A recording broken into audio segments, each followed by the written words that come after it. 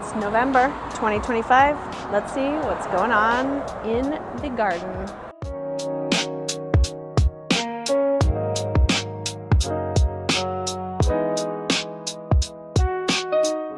Welcome to Free Plants Forever, where I share lots of tips and tricks on how to get your garden and plants looking great for little to no money. I have a lot of tips on how to get free plants or how to propagate plants and make more. And this is my garden. This is the front yard of my garden, where most of these plants I have gotten for free or for little to no money. And I love every so often giving you a little bit of a tour. I haven't been through the garden on video, I think, since April or May. The summer, everything gets pretty dormant and crispy and dry. And now that it's November, everything starts coming out of dormancy. We've had a little bit of rain here in Southern California, not a ton. We have some coming this weekend, I believe. So I figured this is a great time to take you through the garden as everything starts to wake up from dormancy. Unlike a lot of deciduous plants and cold weather plants, a lot of succulents come out of dormancy and start to look fresh and green in the fall, winter, and spring. And then they go a little dormant, close up, go a little crispy in the summer months when it gets hot. It's kind of like their little protective method. So let's go through and take a look at how everything is looking this time of year. This garden is about 5 years old.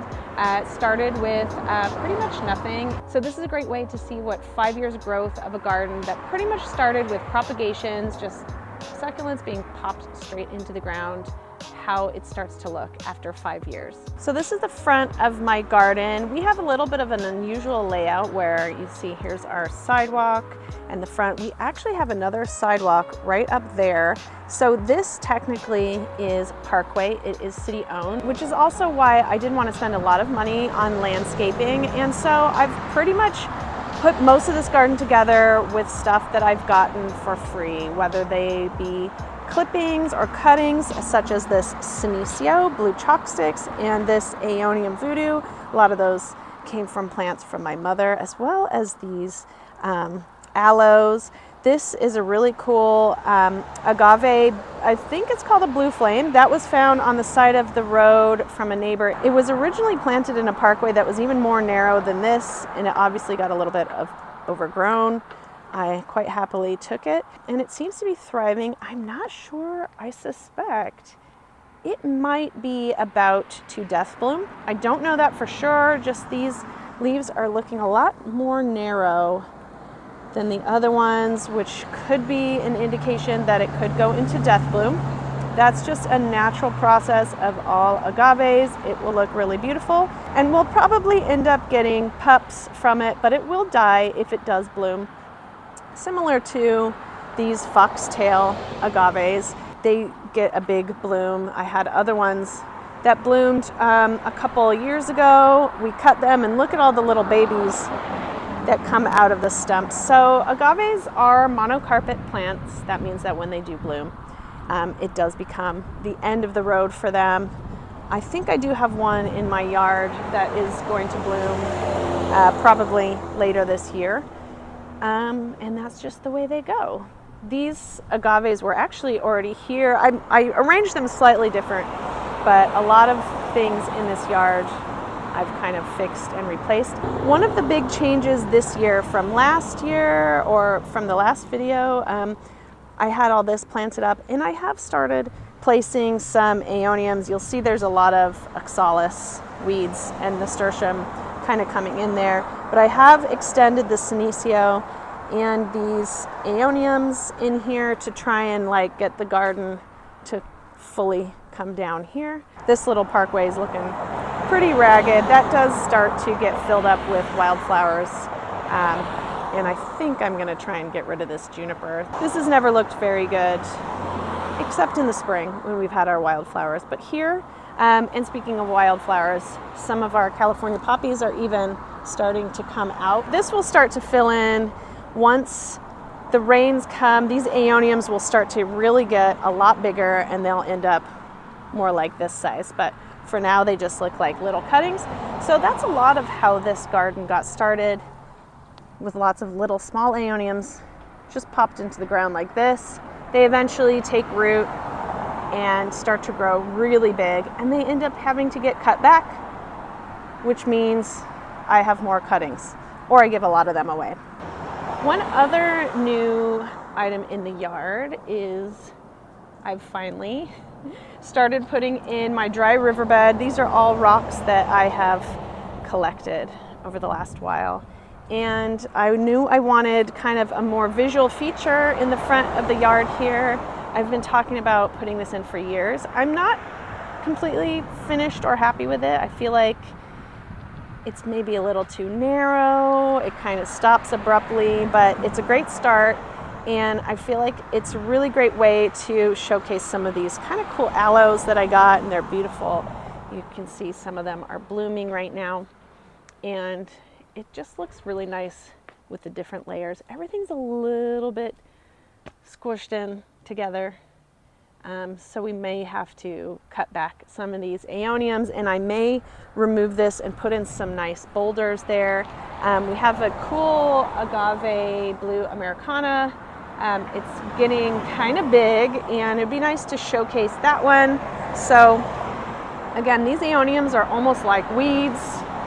They get really big, and so I may pull them out and I can just place them somewhere else. That's the nice thing about succulents. This part looks kind of meh all along here.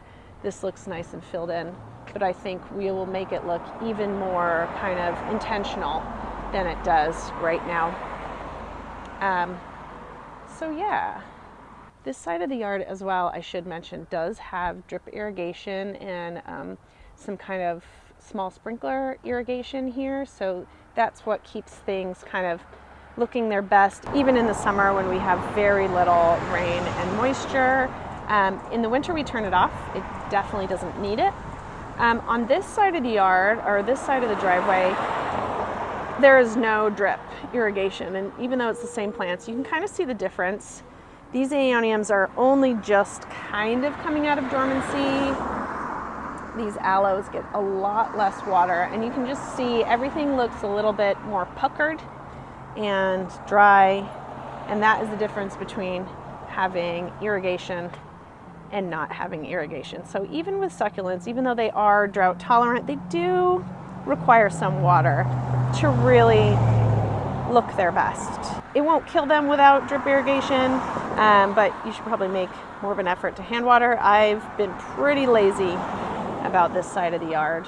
It's looking pretty trashed.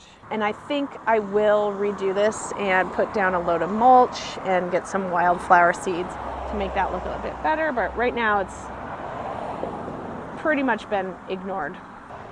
If we move back up onto this side, yeah, so it's a lot of the same plants. Again, almost everything was put in for free. These are another variety of aeoniums. Some of them are going into a little bit of a death bloom.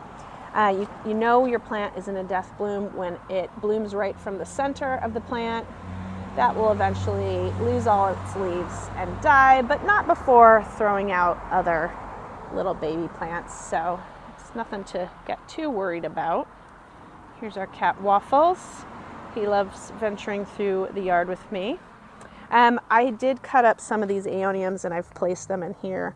Everything here is just really thirsty. I'd say by December, January, that will start to really fill in. We've got some purslane here, which again is cut back for the season. In the spring it comes back out and it has these really cool magenta flowers. My path is full of gravel. I need to cut back. This is a African daisy. It's looking pretty bad. Needs to get cut back. And I have some pebbles in my path. Those were placed in here as part, they were holding in a Halloween decoration, so I just need to put them back. Here's where I've started filling in some more desert plants. We've got a really cool artichoke agave, another really interesting agave, and here's another agave that has really started getting huge. That will probably take over a little bit, which is fine, but we may need to move some of these like opuntia cactuses. This cactus creates some absolutely beautiful pink flowers in the spring. We got some more varieties of aloes in here. And Yeah, the senecio is a really great border plant, but it can start to look a little junky when it's not trimmed up nicely. When you cut it, it gets some new growth. So sometimes the best thing to do is to cut that back to make it look its best. So in my yard, I do have a lot of euphorbia plants. These are euphorbia sticks on fire. I got as cuttings. They just grow so big, and they actually do great when you cut them back. The more sunlight they get, the more red and coral color they get. So they're a real showcase plant in your garden. This is another type of euphorbia.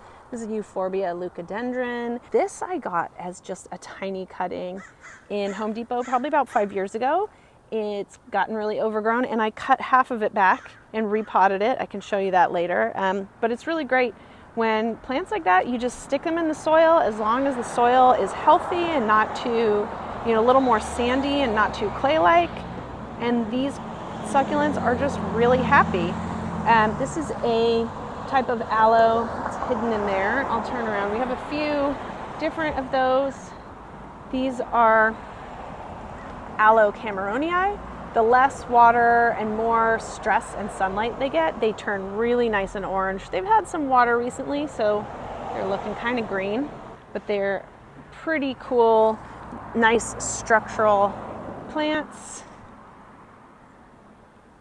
And then moving back along, just so many of these aloes, euphorbias, another type of aeonium, kiwi, they just start to really get overgrown. As you can see, my path is getting overgrown, so I do need to start to cut things back, and they actually do really well when you cut them back.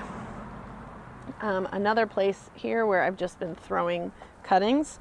A lot of this soil came from when we dug out this path and finally filled it in with gravel. I do want to put a DG coating on there, and then this is the back side where I do want to start adding more boulders. And since now that we have so many plants that have filled in, before it was just all about filling in with plants, and I feel like now I have more room to, because the plants are so mature, I can add more boulders and other pieces in the garden to make it look far more intentional and landscaped. So the same as, creating different levels is really cool. This was like just one big sloped yard, so it was important to create a path. A lot of the soil from that path ended up here, which will start to look better in the spring. It's kind of full of weeds right now. And then the path might even go into here. This is just kind of a ignored shady part of the yard where I do kind of throw a lot of my extra cuttings, and sometimes they take, sometimes they don't. We've got another blue agave americana, which is starting to get really big, and I will probably need to move this soon because eventually this one and this one will start to get as big as this one. This plant I found in a Facebook marketplace listing. Someone had these in their driveway. They wanted to extend their driveway, and they were just looking for someone to cut out the plants. And I took a trunk full and knew it was going to grow really big. And this has gotten pretty huge. These have the tendency to get really big. It has really become the centerpiece of this yard, and I really do love it. I know eventually it will start to death bloom, but these leaves are pretty lethal. It has to get cut back every so often, and I know it's going to start to probably get even bigger, so we'll see. And that's, again, when you start to put yard together, you need to kind of keep in mind how big the plants will eventually become, because this one and this one were much smaller when we started, and they also create a lot of pups. I don't know if you can see under here. They just start to really grow tons of plants. This is going to get too big, so I'm going to have to remove this probably in the next year or so. This one I might keep, and that will become a second showcase, or this one could be moved. And I have heard that you can kind of keep them smaller if you pull them out and replant them. That's one trick with a lot of succulents. If you want to purposely stunt their growth, you cut off the roots. It forces them to put their energy into creating roots rather than growing. So that is one option that we have for this yard. But looking from the front down, it looks pretty great. But over here, you can see this is still a little bit ignored, but that's kind of normal. And if we look back, turn around back this way, so here's that agave americana. We have a lot more of these sticks on fire, the aeonium and the aloe, and a cat hiding in the bushes there. So we'll weave our way back through this path. As you can see, I have a lot of weeding to do. We had just a couple of days of rain and all of these just suddenly appeared. Here's some more of that purslane. This one isn't as, you can see this as the dead stems, but that's what the flowers do look like when they do come up. But they do get happier when you start to cut them back. And I've got some more aeoniums that are starting to death bloom here, as you can see. I have a whole lot of aloes just filling in this space below my agave. And then over here, this is a part of my garden that I recently updated and created a few videos about. I just recently published a video about my broken pot succulent. So here it is, a couple months after creating it. A lot of the succulents are looking really happy.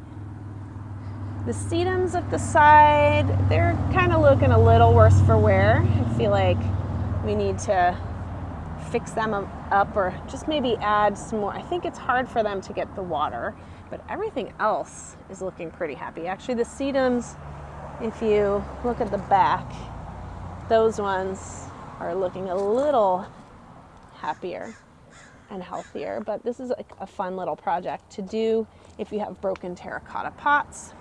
And then I just placed this in the part of my yard where I also put in this like succulent garden bed. And I have another video about making this succulent garden bed. As you can see, there is a lot of irrigation sprayers that I do have here. So that helps.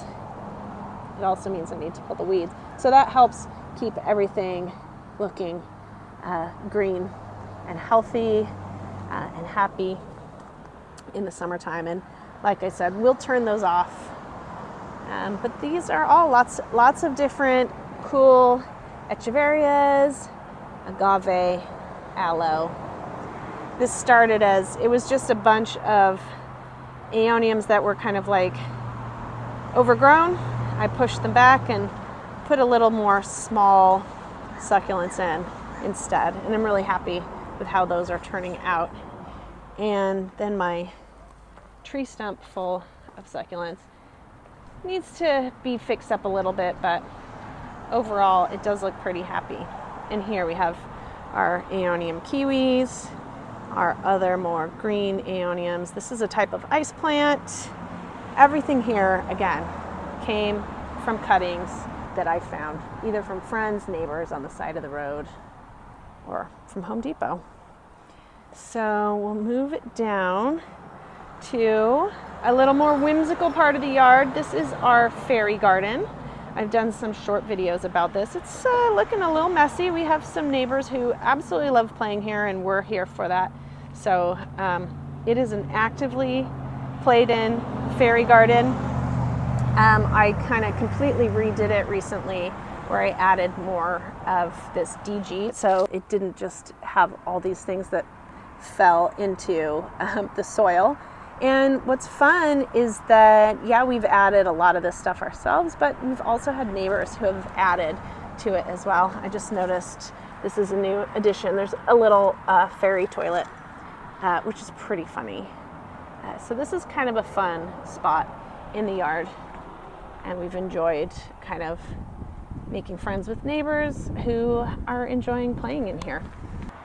If I move back up, here's a lot of our more foxtail agaves, agave attenuatas. Those were planted here really small, and now they're getting overgrown. I think one of my other projects will be to tidy up this part of the yard Here's more of our euphorbia sticks on fire, and I've had to trim these back a lot because they get really big, and you can actually see down here where I have trimmed them. If you break a branch from this, it creates this very toxic milk, which can really irritate your skin. So I don't want that to come over into the sidewalk, especially because we have a lot of neighbors who take walks here. So I want to keep those in check. I'll just move back onto our path here. I can't remember what this looked like the last time I did a little tour, but for a long time, this was just like a dumping ground in our yard. And we finally, it's not completely done, but tried to tidy it up a little bit, added some mulch, kind of had fun. These are our old rain drains that were in our yard that got replaced with more effective ones, and just some old pavers that were all through the yard. And for Halloween, this was set up like a graveyard. It was kind of fun. But here's the rest of that Euphorbia leucodendron that I cut back, stuck it in this pot. It's pretty happy here. Looks kind of like a little Medusa plant. And so another succulent bed here. All of these, these are Fred Ives, Graptivaria Fred Ives, some kind of interesting aeoniums. We have some people call these Shrek ear crassulas. They're actually Crassula gollum. They're pretty fun. And I think most of these, I did actually create videos of this part of the yard getting put in, along with these. These were like little echeverias that were in the clearance bin of Home Depot, along with this little euphorbia. So this is kind of a fun spot. Here's another one. This is a Echeveria lilac frost. It's very cool looking Echeveria. And everything here, aside from having to deal with the kind of leaf litter that comes from the tree above, everything here, I love the different colors and the layers, kind of the pinks and the pale blues. And I'm always being watched when I'm in the yard. I'm never alone in this garden, and that's okay. This is my buddy Waffles. So one other change, this Opuntia cactus, I found that as it was on the side of the road. There was like a landslide, little mini landslide next to my brother's house, and this had fallen into the road. I took a couple of pieces, planted it in a pot for a while, planted it here, and then everything started growing, so I took it out, moved it over, and it's starting to fill in quite nicely. And I have these little tile stepping stones so I can access here, because I do move my irrigation every so often. So you see this is all very moist. It recently got watered. I don't want that to get watered when the irrigation turns on in a couple days, so I'll move this back there. So I do need to have access, which is another good reason to have steps or little paths. Just, it's one thing to be conscious of when you are putting together a garden, to have access to different areas. And it doesn't mean you have to have an actual path like this, but just a way to like step around the plants so you can access them is fairly important. I have also started to actually more consciously fill in the sides here. I just cut back that ice plant that was in the other part of the yard, and I've thrown it down here. It hasn't really taken yet, but I have a feeling it will. I have to keep an eye on it because I don't want it to get overgrown, but I feel like that could be a nice kind of edge border plant. You know, at the moment I have this border and there's all of these aloes. This might be a little bit too uniform for my liking. I do like a little bit more of a organic, messy flow of things, but for now, this is okay. We'll stick with it. So moving to the other areas of the yard that I have shown before, there's not much to see at the moment. This is our hillside. It's looking kind of bad. We have This pea flower bush, we've been trimming them back. They used to all be really big like that one. We've started trimming them back.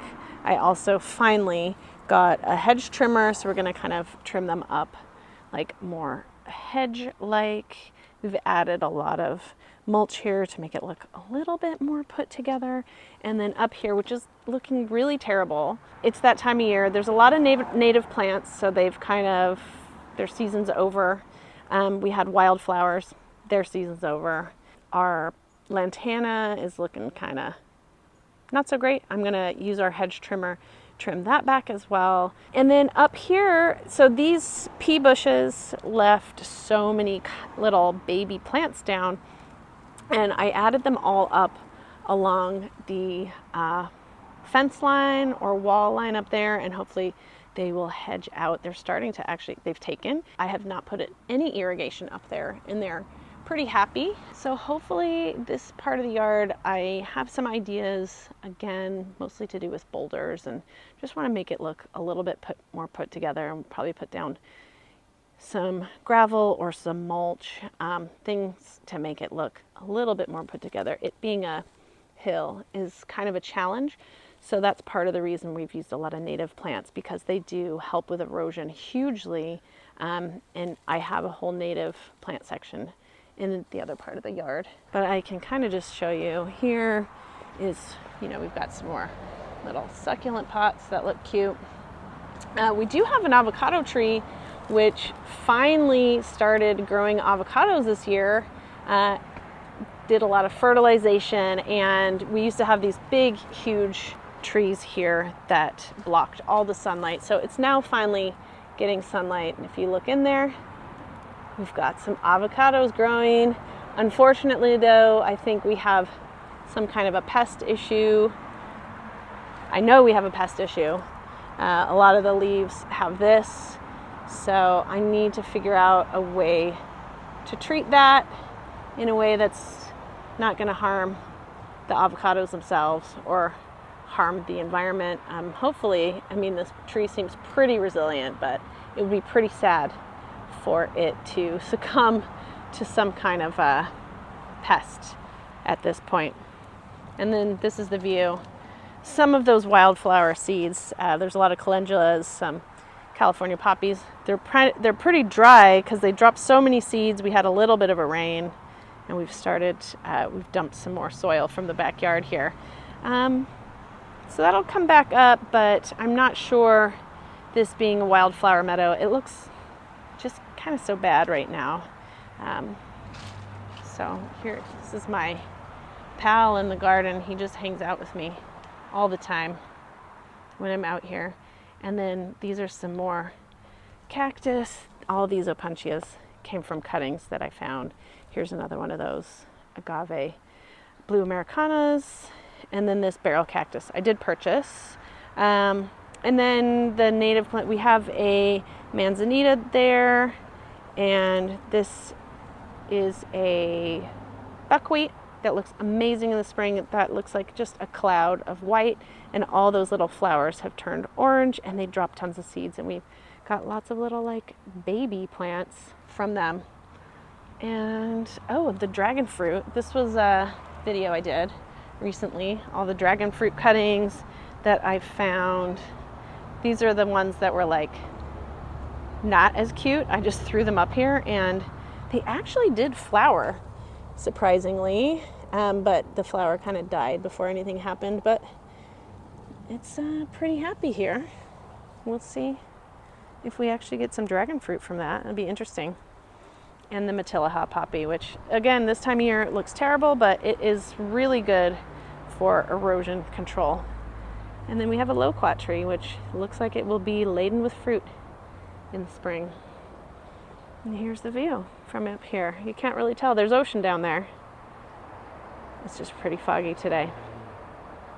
So going back down, again, here is that buckwheat. This is a type of salvia sage. We have a white sage there. Again, everything is really off season, so it's just not looking great. But these pea flowers, pea bushes, they're just like super resilient. They came from seeds, planted them down here. Obviously the ones with less sun are not growing as large as the ones that get a ton of sun. But pretty soon we'll hopefully have a hedge. Back down here, this is my raised bed. These are our broccolinis, which, yeah, they just kind of stick around all season. Right now, not looking so great, but we've got some kale, so that's kind of exciting in our raised bed, as well as the jalapenos are still sticking around. And I have a bucket irrigation system going for these, but it's a little bit ignored. Doesn't look the best. And then, yeah, so here's the side of the yard. We've got some agaves in pots. It's our little sun traps. My begonia Freddy, it's not the happiest. I need to fertilize it, I think. This should have big giant leaves, just not going on. But back here in the propagation station, oh, here actually is my little succulent side garden that has been featured in other videos. It's filling in pretty well. And then ignore this mess. And here's the propagation station, which is also currently a mess. My tropical plants are actually looking pretty happy in here. All of my pothos, we've got some ferns, we've got some heartleaf philodendron. These are all cuttings and they're pretty happy in here. I've been feeding them with a kind of fertilizer and soil called riverbed. It seems that they really like that. So they're doing pretty well in here. We've got some other little projects, such as this is a little string of hearts, which grew seeds. And look at that, grown from seed. Here is a little Tradescantia found from a cutting, and that was found in Whole Foods on the shelf. And another, this is a philodendron, I believe a Brazil, found as a cutting. And I think that's a sunflower seed that snuck in there. But this was a cutting I found in a hotel lobby, broken. So all these little fun, silly projects that are in here and kind of protected. Stay pretty nice and warm there. And then a lot of my succulents and other propagation projects that are never ending. Lots of little cactus, succulents, and other things. And here's another project, some orchid rescues, some orchids I found at a estate sale. So we'll see how those go.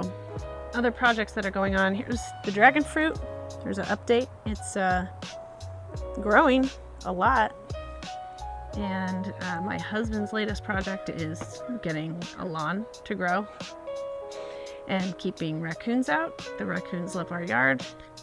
And yeah, we have our lawn that is slowly coming back to life after the summer, and our little fire pit area. So lots and lots of fun projects. Here's some more projects which were featured in other videos. If you want kind of like updates on what they look like now, I always say succulent projects, like this is my cactus thing, they start to look messy after a while and they have to be fixed up. But then once you fix them up, they start to look good. And that's it. That's what's going on in the garden in November. And if you have any questions or comments, please do leave them below. You can also find me on Instagram and TikTok. And don't forget to subscribe.